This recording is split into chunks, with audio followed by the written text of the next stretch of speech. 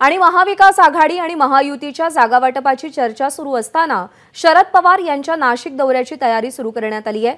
13 मार्चला शरद पवार यांच्या नाशिकच्या निफाडमध्ये जाहीर सभा होणार आहे। तुतारी चिन्हासह शरद पवार दिंडोरी लोकसभा मतदारसंघातून लोकसभा निवडणुकीचे रणशिंग फुंकतील।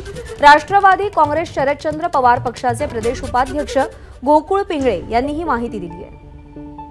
पवार साहेब 13 तारखेला सकाळी 11 वाजता नाशिकमध्ये येणार। नाशिकमध्ये आल्यानंतर त्यांचा एक 1.5 तासाचा इथले स्थानिक पदाधिकारी आहे त्यांच्याबद्दल काही चर्चा होणार आहे। त्यानंतर इथून निफाडमध्ये जाणार आहे। निफाडमध्ये काही स्थानिक जे शेतकरी असतील, जे काही लोक असतील त्यांच्याशी 1-1.5 तास चर्चा करून पुढे मग मेळाव्याला आणि सभेला सुरुवात होणार आहे।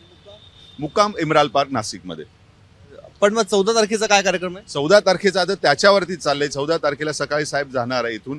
तर ती जर भेट पवार साहेब आणि राहुल गांधी जर भेटले तर अति उत्तम होईल। त्याच्यासाठी आम्ही स्वतः प्रयत्न करणार आहोत। एबीपी माझा, उघडा डोळे बघा नीट।